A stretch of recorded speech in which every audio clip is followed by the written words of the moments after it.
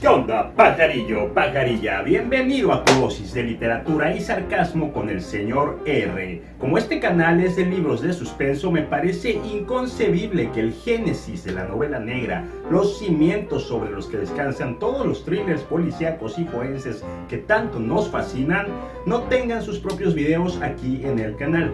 La precursora del suspense no es Agatha Christie. Ella empezó por ahí a publicar en 1912 y el primero de estos libros que vio la luz de Sherlock Holmes fue en 1817. Esta es la fuente de cuya agua beben todas las novelas que amamos hoy en día. Así que este será solo el primero de varios videos que le dedicaré a este famoso detective.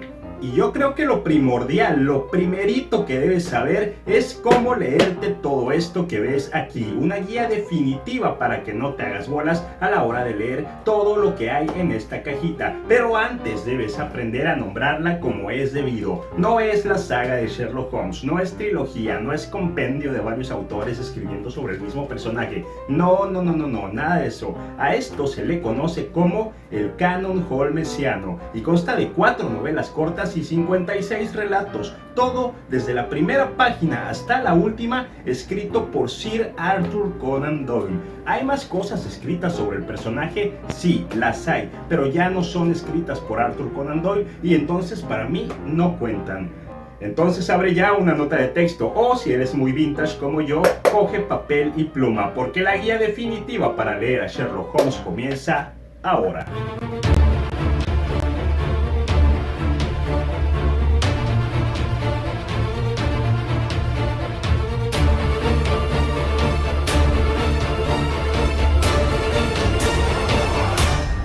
Momento, detente ahí, no corras a comprarlos todavía. Antes es importante que sepas cuántos libros debes tener para tener el canon holmesiano completo. Y está muy sencillo.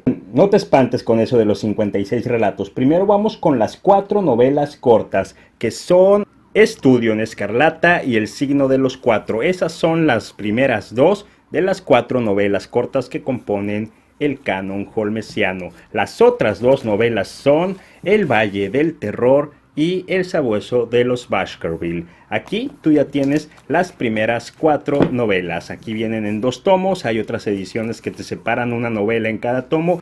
Ediciones hay muchas, algunas te separan las 4 en 4 volúmenes distintos, esta que tengo yo te los divide en 2 y hay otras que te juntan las 4 novelas en un solo tomo.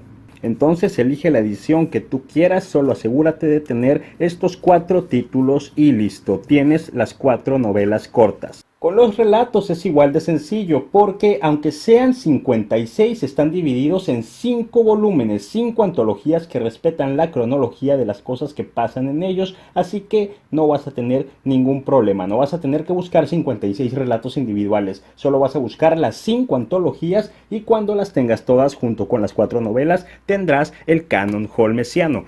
Y las 5 antologías pues son estas que tenemos aquí, que son las memorias de Sherlock Holmes, las aventuras de Sherlock Holmes, el regreso de Sherlock Holmes, el archivo de Sherlock Holmes y su último saludo desde el escenario. Y listo, cuando tú tengas estas 5 antologías y estas 4 novelas individuales, tendrás entonces sí, ay cabrón, está pesado, el canon holmesiano. Ahora sí, vamos a la parte donde se cumple el título del video, que es donde te digo cómo carajos hay que leer todo esto. Solo hay que cambiar de toma porque esta de a tiro no está funcionando, no se ven los libros completos. Vamos allá. Estudio en Escarlata debe ser tu puerta de entrada a este mundo, porque es lo primero que el autor escribió, es como una antesala de lo que se viene en las demás historias. Aquí vas a ver cómo se conocen Sherlock Holmes y el Dr. Watson, aquí los vas a ver mudarse por primera vez al 221B de Baker Street y a otros personajes muy importantes que seguirán apareciendo a lo largo del canon. Todo narrado desde la perspectiva del Dr. Watson, que lo está viviendo por primera vez, así es como el lector lo va a ir viviendo junto con Watson por primera vez. De modo que no hay mejor puerta de entrada que esta, Estudio en Escarlata. Además, una vez que se cimentan estas relaciones, Sherlock y Watson se verán trabajando juntos por primera vez en un caso cuya resolución parece imposible. Y esta mancuerna que hacen se repetirá a lo largo de los relatos siguientes. por lo que para mí es indiscutible y Estudio en Escarlata debe leerse antes que nada dentro de todo el canon. Advertencia: Estudio en Escarlata está dividida en dos partes y la segunda parte, las primeras 50 páginas están bien lentas, por ahí de repente parece que no tiene relación una cosa con la otra, pero al final se retoma la narración del Dr. Watson y se junta todo y se pone muy sublime. Ténganle paciencia a las primeras 50 páginas de la segunda parte y todo va a fluir tranquilos. Importante, no se brinquen esa parte. El segundo que deben leer es el que viene aquí también, El signo de los cuatro, que es quizá la novela más vertiginosa de las cuatro. Aquí empezamos con un Sherlock y un Watson ya bien establecidos, que ya se conocen y no gastan páginas en conocerse. Entramos a un nuevo caso desde las primeras páginas, uno que esta vez los llevará a ambos más allá de sus límites que ni de chiste tocaron en la primera novela. Aquí conoceremos a Mary Morstan, el interés amoroso del Dr. Watson, misma que seguirá apareciendo en los demás relatos, por eso este debe leerse en segundo lugar. Además, aquí vamos a conocer solo uno de muchos demonios de nuestro querido Sherlock, de tantos que se gasta. Es un drogadicto y de un modo muy crudo y hasta triste nos enteramos de ello por medio de las narraciones del Dr. Watson en una forma muy cruda, muy triste. Entonces, vale la pena leerlo antes para que conozcan bien los ángeles y demonios que tiene este mítico personaje Sherlock Holmes.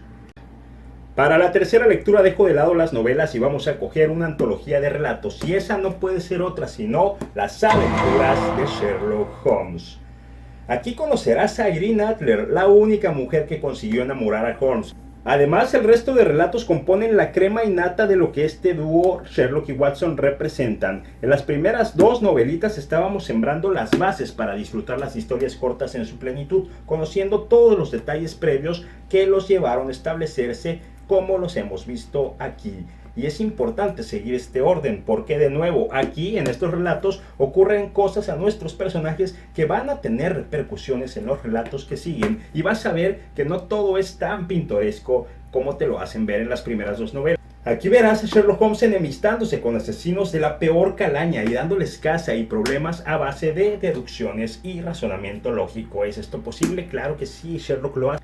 Tan atrapantes considero yo estos relatos que, si no me van a hacer caso de empezar por las dos primeras novelas, si a huevo quieren leer historias cortitas para empezar, pues lean las de las aventuras de Sherlock Holmes, que con esto tienen para engancharse. Pero si me hacen caso y leen primero las novelas, van a llegar a estos relatos como todos unos entendidos del personaje. Para la cuarta lectura del canon, se me leen por favor las memorias de Sherlock Holmes. Los primeros cuentos no solo siguen cronológicamente a los de las aventuras, sino que además los casos y problemas se intensifican al grado de que encontramos aquí al profesor Jim Moriarty, némesis de Sherlock Holmes, un hombre igual o más astuto que nuestro detective, con la diferencia de que este es un villano en toda regla. Un güey consagrado al mal al que Sherlock solo va a poder vencer de un solo modo. Si no quieren spoilers, salten al minuto que están viendo en pantalla, porque estoy a punto de hacer un spoiler grandísimo y no quiero quejas en los comentarios. Entonces, se van ese minuto y listo, no se spoilean nada. Advertidos están, el spoiler empieza ahora. En el relato del problema final, Sherlock Holmes muere, se lanza por las cataratas de Reichenbach junto con el profesor Jim Moriarty. Ese era el único modo de vencerlo, tirándose al vacío junto con él. Y a ti, lector, se te va a partir el corazón al leer cómo el Dr. Watson narra de manera muy triste la muerte de su entrañable amigo. Definitivamente, el problema final es uno de los relatos más trágicos de todo el canon. Para la quinta lectura del canon se van a agarrar una de las novelas que faltan, y esa va a ser, déjenme que encuentre el título, aquí está, El sabueso de los Baskerville. No te preocupes que Conan Doyle publicó esto antes de escribir el relato del problema final, pero cronológicamente El sabueso de los Baskerville ocurre mucho antes que aquel relato, así que no hay ninguna contradicción. Y si no recomendé antes su lectura, es porque aquí vemos por primera vez a Sherlock Holmes confundido, asustado. Su cerebro está sufriendo averías graves y desastrosas, porque todo parece indicar que por primera vez se está enfrentando a un caso paranormal. Su inteligencia y su poder de deducción y la lógica no le sirven de nada para la resolución del problema que aquí se plantea, tanto que Conan Doyle ocupó más de 250 páginas en contar esta historia, cuando hasta sus otras novelas son más cortas que esta. Es una novelita corta que explora un lado muy poco conocido del famoso detective, una que además mezcla los géneros del terror y del suspenso policíaco de un modo sublime. Aquí Conan Doyle también fue pionero en mezclar un género con otro. Al final nos quedará claro cuál de los dos géneros pertenece, cuál es el que predomina, si el terror o el policíaco, pero sea cual sea la resolución a la que se llegue, el modo en que Conan Doyle hace uso de los elementos terroríficos aquí es digno de mi respeto y de que hable más de él. De modo que esta novela se sale del molde que compone a Sherlock Holmes y por eso yo no recomiendo leerla hasta que no seas todo un entendido en la materia, es decir, hasta el quinto lugar de esta guía, aunque como ya dije ocurre por allá en medio de las aventuras y las memorias de Sherlock Holmes. Una vez que terminamos de leer El Sabueso de los Baskerville, no nos vamos a ir a El Valle del Terror, nada de eso. Esta la vamos a dejar para después y vamos a agarrar otra antología que se titula El Regreso de Sherlock Holmes. Esta va a ser tu sexta novela del canon. En el primer relato de esta antología vemos cómo el mejor detective del mundo se las ingenió para regresar de allá a donde se fue, o mejor dicho, nos explica cómo es que le hizo para engañarnos a todos haciéndonos creer que se había ido. Todos los relatos que siguen en esta antología están escritos con ese frenesí caótico del regreso. Conan Doyle quería que su detective regresara de un modo digno. La presión era inmensa por parte tanto de los lectores como de los editores y la gente también quería ver de nuevo al detective. Estamos quizá ante el primer fanservice de la historia con esta antología y eso no muy bueno. A mí me dejó mucho que desear, a decir verdad, el modo en que vuelve Sherlock Holmes, pero eso ya es muy personal y se los diré en una reseña individual de cada uno de los libros, de las antologías, que se irán subiendo a lo largo de la vida, no del año.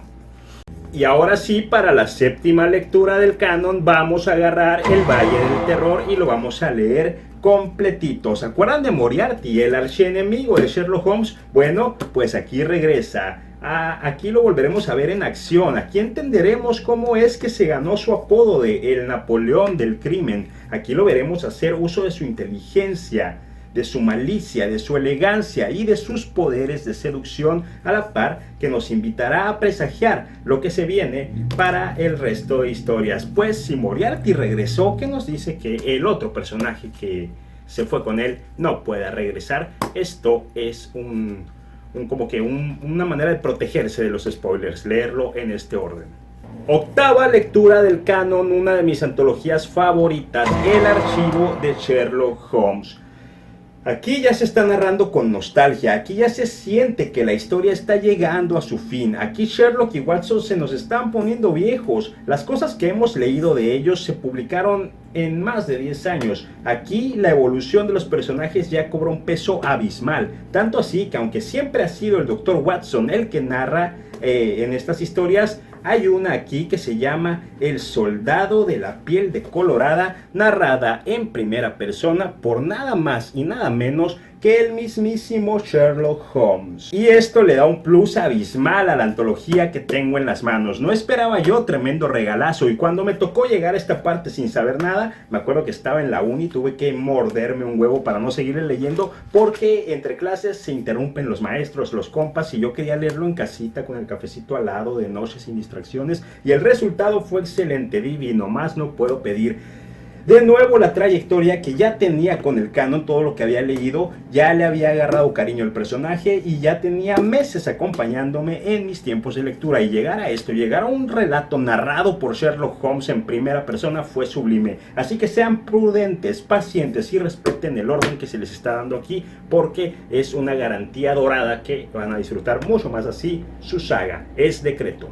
Novena y última lectura, pues la que nos queda, su último saludo desde el escenario, la única que no termina con Sherlock Holmes aquí en el título, aunque qué bonito se ve Sherlock Holmes así en rojito. Bueno, es que yo estoy enamorado de todo lo que es rojo, ay disculpen, tengo un fetiche con el rojo bien intenso, me excita por sí solo. Bueno, ya mucho pedo. Les repito, los personajes venían haciéndose viejos desde la antología pasada y aquí ya queda manifiesto, aquí ya vemos a un Sherlock Holmes retirado del puesto de detectives. Ya no da para más, es ahora sí que ya un viejecito en toda regla. Aquí Sherlock Holmes, nuestro famosísimo y aclamado detective, se retira al campo para dedicarse a la filosofía y a la apicultura. Y nadie, ni las películas ni las series que hacen del personaje muestran esta etapa de Sherlock Holmes así, viejito y retirado. Todos te lo muestran en su mejor forma y fan de Sherlock que se respete tiene que leer cómo aparece el detective en esta antología. Claro que antes de entrar a esta faceta del retiro, el Dr. Watson nos narra cómo le va en sus últimos casos, los últimos que hace en la vida. En el último de los relatos tendremos también a un Sherlock en el siglo XX, fascinado y dubitativo a partes iguales con la electricidad y los vehículos de motor, cosas que parecían imposibles, inimaginables. Allá por Estudio en Escarlata, que fue cuando se publicó la primera novela, muestra una evolución abismal del personaje y dan muchas ganas de preguntarse qué habría sido de Sherlock Holmes si Conan Doyle hubiera vivido eternamente y se pudiera adaptar a esta época. La serie de Sherlock lo hizo de un modo grandísimo, tanto que me la voy a repetir próximamente. Pero bueno, considero yo que a diferencia de otras series de libros, estas nos ofrecen una conclusión muy satisfactoria y madura del detective que se volvió leyenda, tan eterno en el imaginario colectivo de los lectores como Dante, Virgilio y Don Quijote. Larga vida a Sherlock Holmes. Listo, pajarillos, ya saben cómo leer a Sherlock Holmes. Todo esto es el canon holmesiano, ya tienen el orden perfecto. Si no les gusta, pues se lo pueden alterar, no pasa nada. Aquí está ya la guía definitiva para leer a Sherlock Holmes. No sé por qué me gusta darle tantas nalgadas a esto, debe ser porque es rojita. Se me acabó la pila, entonces tengo que improvisar esta toma de despedida. Pero sirve que les enseño el librero un poquito más cerca de lo que están acostumbrados a verlo. Y sirve que les digo, así ya que lo vean bien, larga vida a los libros. Bye.